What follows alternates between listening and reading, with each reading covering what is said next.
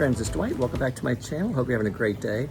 So this video you're about to see is a little disappointing because my camera ran out of storage in the middle of filming. So you don't get to see the actual process or the time lapse where all the color comes through. But I still wanted to make a video so you can still see the painting, maybe a few touch-ups that I do, and then the final dried results. Now I use purple, red, gold, some cream and some blue, and of course some white in this painting. I use my strainer, so I'm kind of getting back into using that again. So I hope you enjoy it, and I hope you forgive me for that little tiny mistake, which I guess could be a big mistake if you like to watch the process. Hold on, you'll get to see the rest of the video, and I hope you get something out of it. If you have any questions, you can ask me in the notes below, or you can email me at dwightpours@yahoo.com. Okay guys, thank you. Okay guys, here we are, back down here on the canvas. I am repurposing a canvas that I painted on, but it was just kind of faded out. It wasn't the best choice of colors. So did just a simple light coat of blue over it just to kind of hide the design because I don't like to look at it when I'm mixing paints. So this is my color palette for today. It's going to be an interesting pour. The first thing about reusing canvases is this might be the third time I've poured on it, which makes me really nervous because sometimes at that point the canvas can be warped. And if it is, I will show you, and that will be the end of the video. So we'll see how it goes. I did spray the back again, tighten it up, and use my heat gun to make sure it was as taut as I could get it, and it looks pretty level. So we'll go from there. So this is the order I'm gonna pour. I'm gonna start with all of this little white. I'm gonna pour all the purple, half of this white, all of this. This is burnt orange. It looked almost like a rust or copper, but I added a bit of yellow to it. Then I'm gonna do half of the champagne, all of the red, all of this. This is rose gold. Then the rest of the champagne, white, and then blue, all of the blue.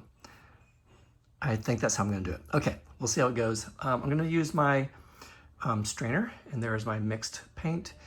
And yeah, I'm just gonna mix things up again, make sure they're all ready to go, and we're gonna get started.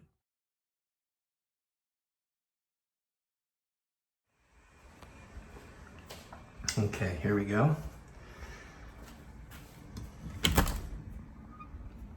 Whoa. So, unfortunately, you did not get to see this come up on the canvas. I'm really disappointed. What happened is that my phone said I had no more storage. And so while this was coming together, I deleted a lot of pictures and old videos so I can at least do some extra recording. I'm really, really excited. I'm glad that the previous segment at the beginning there, I talked about the colors and the order that I was going to pour them, and I did exactly like that. So I'm really, really happy. I haven't used purple in quite some time. So I'm really glad that it stood out the way it did. Yeah, this is really exciting, for me at least. The negative space is beautiful. Well, there really isn't a negative space, but I'm going to create just a small spot, just a little bit. Not much, because I want that turquoisey blue to stand out. Yeah, I'm pretty happy with this. Okay, friends, so I'm gonna let this dry overnight, and we'll pick up the video tomorrow, which will be just about 10 seconds from now, and we'll go from there. So thanks for hanging out with me, and again, I'm sorry that the whole process did not record, but hey, that happens sometimes. So we'll check you real soon. Okay, here we are. It is the next morning, and everything dried splendidly. This purple is great up against this sort of copper and red, and we have the white.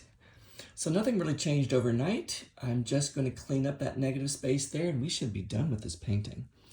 There's very little metallic in this painting, so it's got sort of a flat look to it, but that's fine.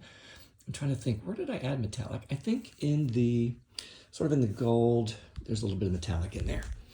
So I like the different colors with the turquoise, the gold, the purple, the yellow, then this beautiful ring of white, and then this sort of red and orange. Rose gold and sort of a copper burnt orange. So, okay, I apologize again for not having the actual creation part of the video, but I still thought I would share this.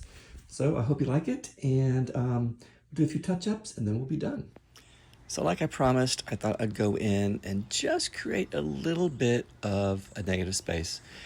That turquoise really looks good against the black. So what I did is just clean up the edges, trimmed a few pearls, and took some what I call ghost pearls out. They're not completely filled in or have any really good definition. So again, just rounding things out, and we're done. Okay, friends, here we are. We are completely done. If you watched that little last segment, I did some cleaning up over here and on the edge. I think I took out a few pearls and just rounded some other ones. That's about it. Didn't need a whole lot. Wanted to keep the space sort of simple, and yeah, I think that's it. So I'm going to move in here and for one last time just show you the pearls that we have. All this purple. There's some gold mixed in there. We have this ring of white sort of into this gold and into the turquoise, which is just beautiful.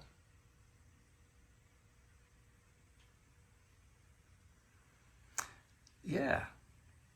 So I'm thinking I'm going to use purple again. Purple and red and gold seem to be a great combination.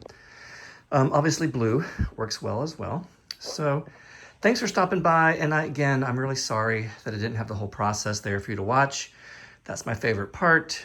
So, you know, did the best I could, but I still wanted to show you this beautiful painting. Okay, friends, take care. Have a great rest of your week, and we'll see you soon.